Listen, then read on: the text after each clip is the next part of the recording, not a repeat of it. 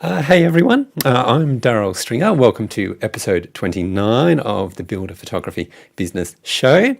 In this episode, we're going to look at 10 reasons why you're not getting new clients, or at least you're not getting as many clients as you want.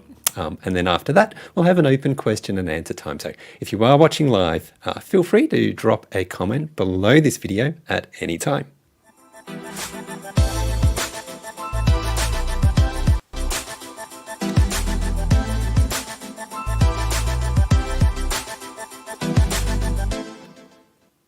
Okay, so why don't you get new clients? Now, maybe you're getting some new clients, but I know a lot of photographers are trying to figure out why so many great prospects say no. There are a lot of reasons why that can happen, but today I want to highlight 10 big ones. And number one is the obvious one. Clients aren't willing to pay your prices.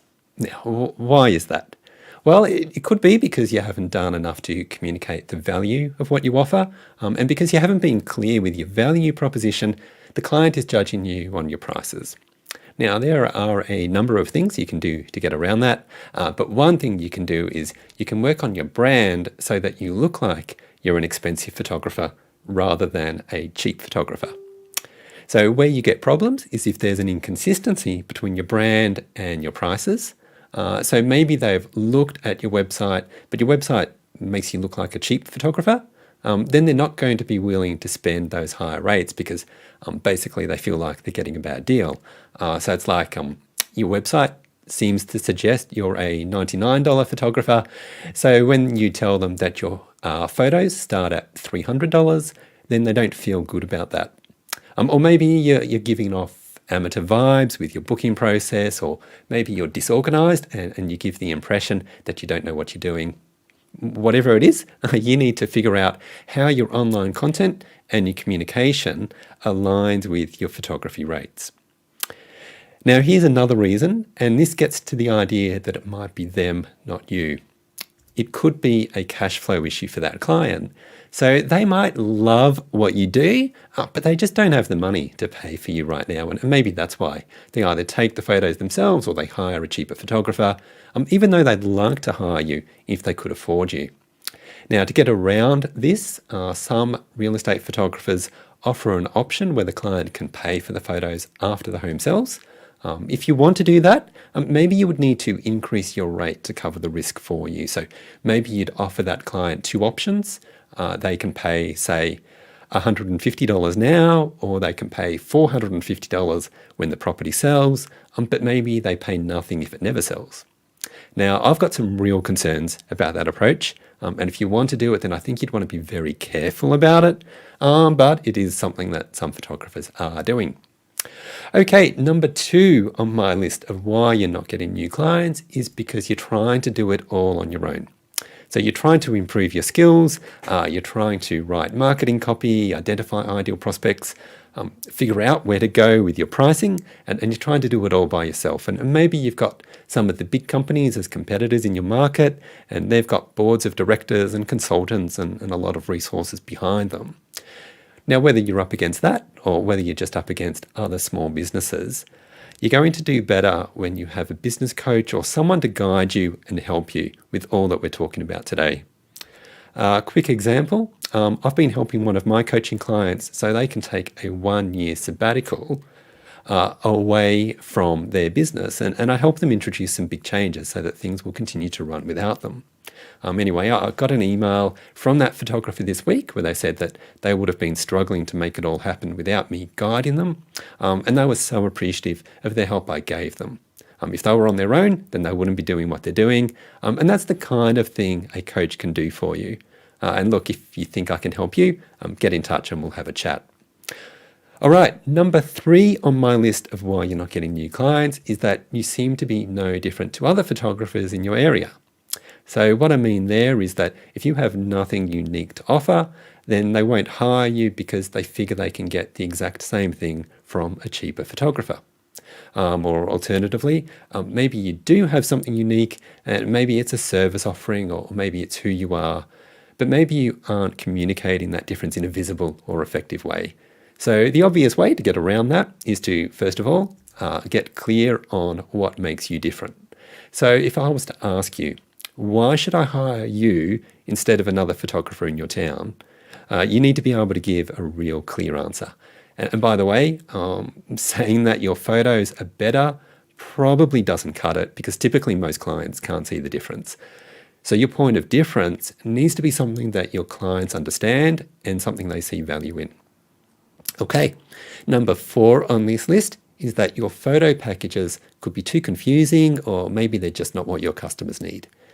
So for example, if your photo packages are just a whole mass of options because you've got your photos only packages and you've got 6 different options depending on the square footage of the home, then you've got your photos plus a Matterport tour at multiple sizes, then maybe you've got your extra fees for whatever it is, and maybe it's just too overwhelming for your clients and they just give up because they can't figure out what they need.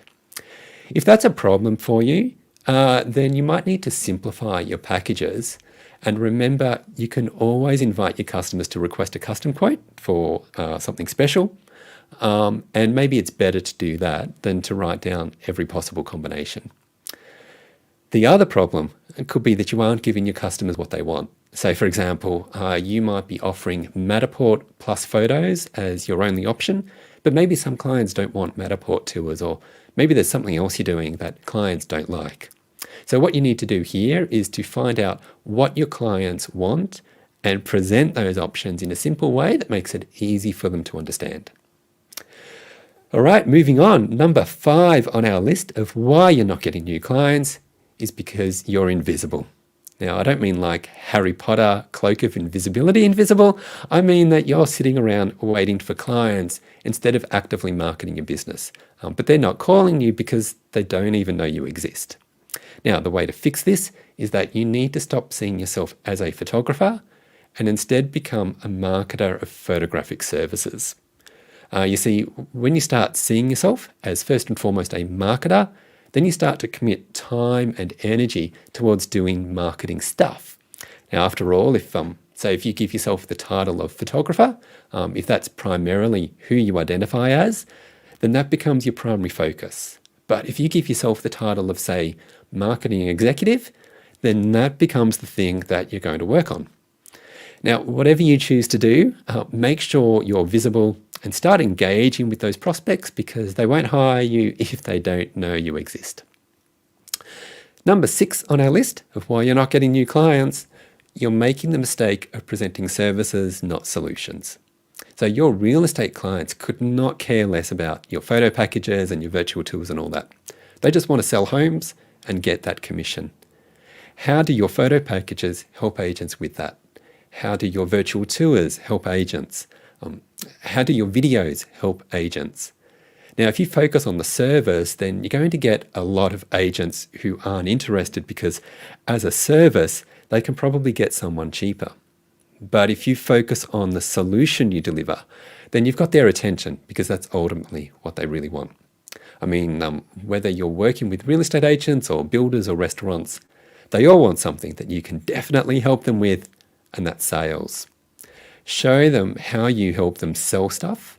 Join those dots together and show them how your solution is better, and you'll have them queuing at your door.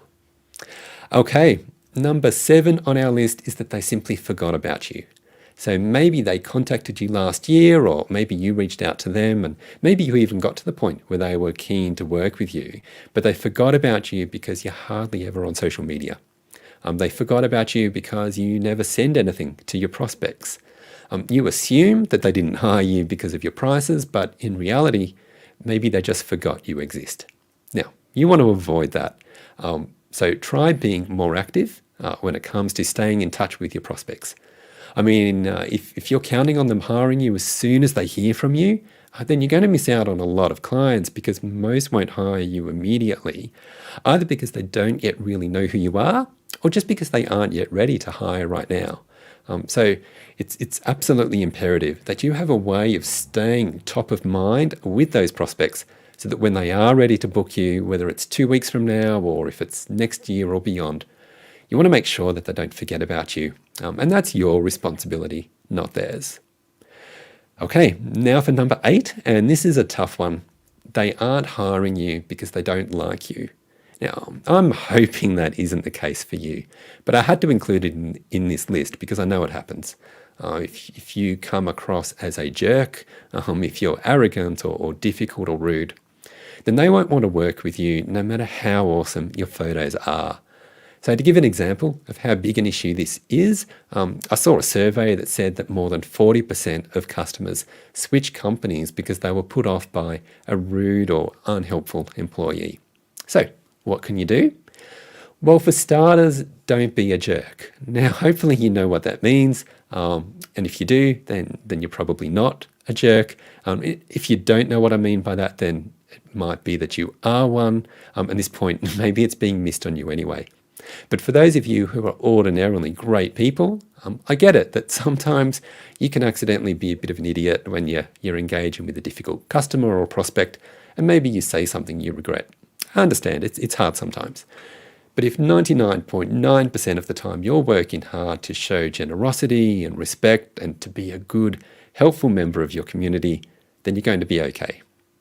All right, we're up to number 9. So the second last one on our list, maybe you're not getting new clients because they don't trust you. So what I mean by that is that clients won't hire you as their photographer if they aren't confident that you can deliver what they need. So think about it. There's a lot of money on the line for your clients when it comes to the sale of a home, and maybe they aren't sure that their clients, the homeowners, will like what you do. Now, if they feel like hiring you is a risk, then they'll find a less risky option. You want them to feel absolutely safe working with you, and this is where testimonials and reviews are so helpful. So when you have other people talking about their awesome experience with you, that's going to make your prospects feel a lot safer working with you. So use those to minimize the perceived risk, and you will get more prospects saying yes. Now, the last one on our list of reasons why new clients aren't hiring you, and maybe it's because you don't have enough knowledge about the industries you work in or about the people who work in those industries. Now, it's so important that you know your audience, because when you know your audience, when you know what makes them tick and what gets them excited and what fears they have about the work they do, then you can create marketing and communication pieces and resources that directly speak to those fears and to those things that those prospects love. So you want to get your language right, show them that you know what you're going through or what they're going through and the role you can play in helping them get some wins on the board, and you'll have more prospects saying yes.